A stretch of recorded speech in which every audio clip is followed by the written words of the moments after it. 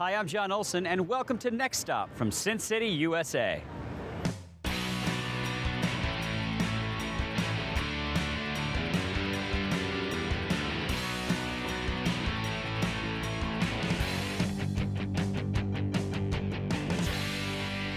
Welcome to Next Stop from Las Vegas, Nevada. If you've been to Vegas, y'all know about the wild and crazy Strip. On this episode, we're going to do everything off-Strip, like ziplining over Fremont Street with the Flying Elvi. The fun starts now! Viva Las Vegas! Woo!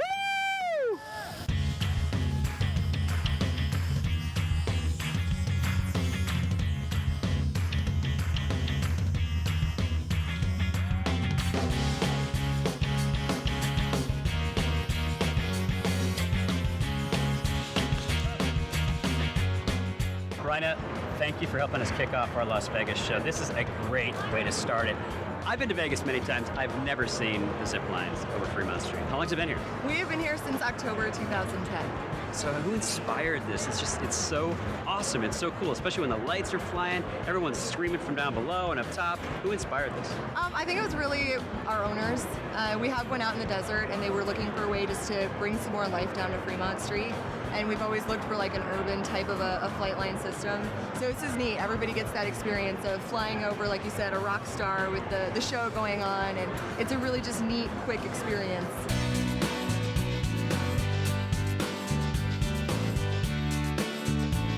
Okay, we got really super lucky on Next Stop. We didn't expect to get to fly with Elvis Presley and Elvis Presley, but there happens to be an Elvis convention in town right now, right? Contest competition for the Ultimate Elvis. We're looking for the Ultimate Elvis in this regional contest here put on by the Legends in Concert. No, I didn't. So where are you guys from? I'm from Modesto, California. I'm from Australia. Australia. You came all the way to compete? Yeah, and party. Good luck, you guys. Thanks for flying. All right. Look at those big old rings. This is legitimate Elvis bling here, guys. Well, this is the original Las Vegas. This is where it all began, back in 1905, when Las Vegas was founded. And in fact, the first hotel in Las Vegas still exists at the end of Fremont Street. What is now the Golden Gate was built in 1906. The first Really? hotel. Fremont Street was the first street in Las Vegas and also the first paved road. And about 15 years ago, they closed it down to vehicular traffic and built a 5-block long urban pedestrian mall capped by the world's largest video screen. You've got lots of casinos. You have people walking around. I saw Spock talking to SpongeBob. Ozzy Osbourne just walked by us. You got something for everybody. We do have a lot of characters. The best thing, we have free entertainment. We have 3 stages with free stage productions or concerts every night. It's a casual, let your hair down, fun environment. A great experience. Thanks, Tom.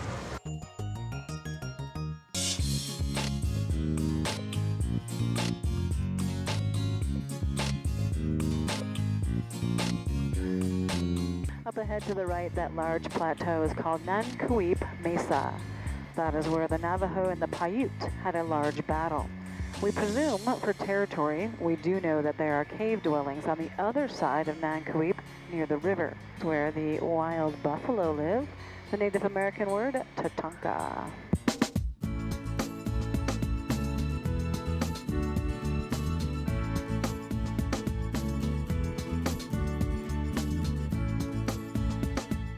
Now we just turned towards another landmark that's straight ahead of us. It's a rock structure on top of that red Mount Brady.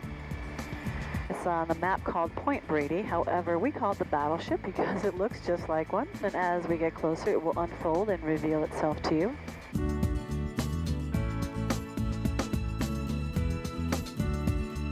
Now we do know there are hundreds of people in the canyon every single day, but they're just so darn tiny you can't see them.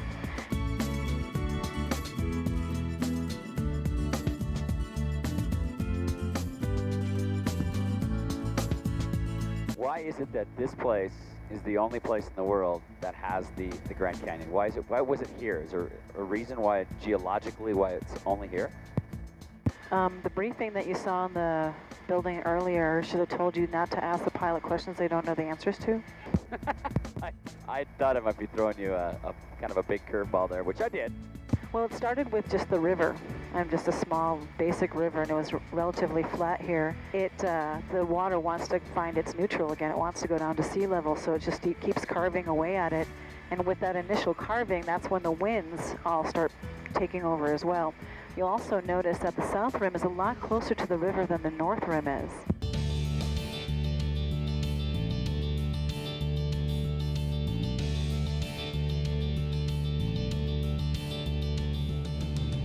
Now coming up ahead is the confluence of the two rivers. The Little Colorado comes from that gorge ahead to the right. Now the Little River, the gorge, and the land to the north ahead of us and northeast ahead to the right is all protected Navajo land, about 25,000 square miles.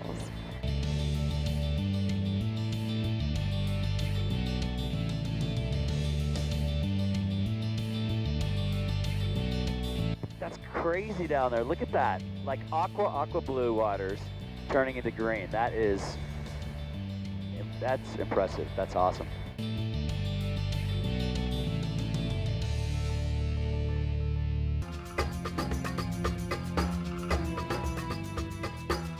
One of the only ways that visitors get to see the view of the dam and the bridge is by being on this trip. This area is restricted by the National Park Service and Bureau of Reclamation. So in order for us to enable our visitors to see it, we've authorized this raft trip, and they are the only ones that can get up this close to the dam. So it's a very unique opportunity.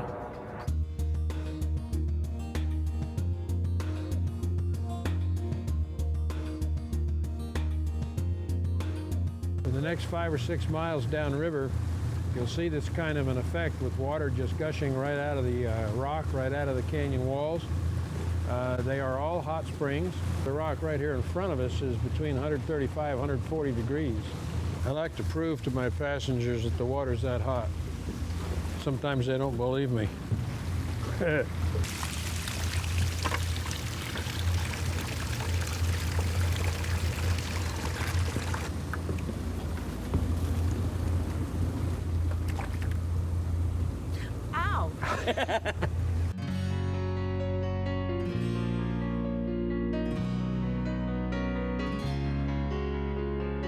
Here on the Nevada side of the river is one of the more scenic views that we'll see all day. This is called Moonscape Canyon, and I like to pause a moment and show this to folks because it's a great spot to get some perspective on the size of Black Canyon. That ridge in the distance out there is the top. That's about 1,900 feet above us. There's a lot of natural holes through the rock, or arches. We call them desert windows. And it's kind of amazing. You think about how hard the rock is. You think about how little it rains out here. Yeah, how's that formed? And yet those holes are formed by the action of wind and rain. Now we just saw a big bird back there. What was that? That was a turkey buzzard, a vulture, part of the desert cleanup crew. Well, whenever I see a couple of those gathering above my raft, people my age need to keep moving. Otherwise, they get the wrong idea and get a little too close. Let's go. Let's get moving. Yeah, right.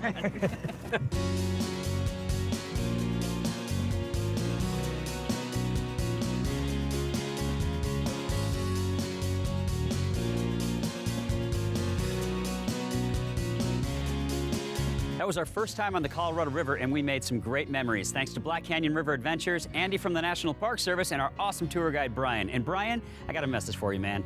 Keep moving, buddy. Don't let the vultures get you. We like you around here.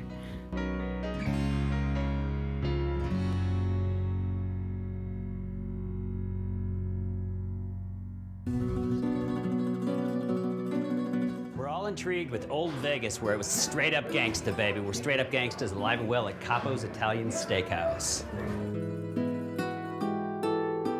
How you doing? How you doing? Welcome to Capo's. No, how you doing? I'm doing good. How you doing? I'm doing good. Who sent you? Frankie. Frankie who? Frankie Benatari. Hold on. You sound a little suspect. Maybe just a little. All right, come on. I'll let you in tonight. How you doing? Come on. Prego, prego. All right.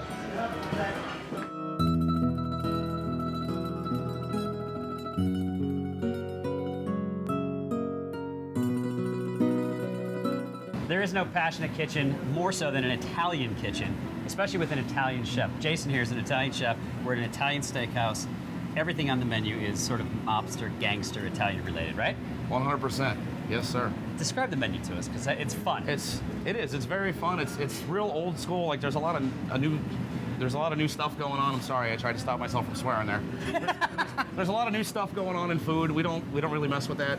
We kind of like to keep everything old school. Like our meatball recipe is 200 years old. This dish on the menu is actually called the sawed-off sausage and pepper, which is kind of a gangster kind of thing going on there. The secret to the Marcella is a little rosemary. It really is, and the wine, of course. You got to use a good wine.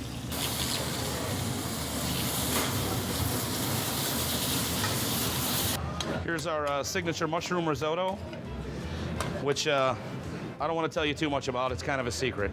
There's only like 5 guys that even know how to make this. Nico? Yes, sir. Al Capone would be proud of you.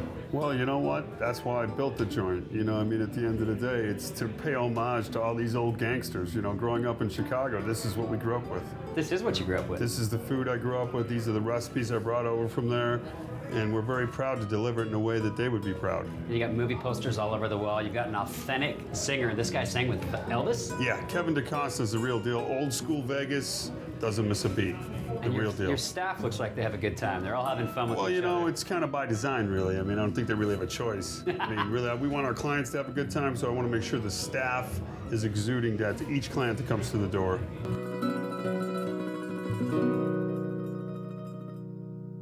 For our live music segment, we're at Dave Navarro's and our new friend Nico's Black Door Bar and Grill for Tara Grace and the Magnetics. Too much smoke and junk too fast. If I don't slow down, I might not last. We're very honored to have Tara Grace and the Magnetics here as our featured band on the Las Vegas show. So honored because this is old school Vegas rock and roll. It's not the Strip, it's not the lounge singers, it's real rock and roll. And you got your start here a long time ago, before this was all really blowing up, didn't you? I did. I was a young teen when I first started singing, and I've been here from the very dark ages of the original rock scene, and it's expanded, and there's a lot more clubs that feature original music. A lot more people have moved here. There's just a lot more opportunity for the original artist. Sun ain't my friend today, 'cause it's burning my skin.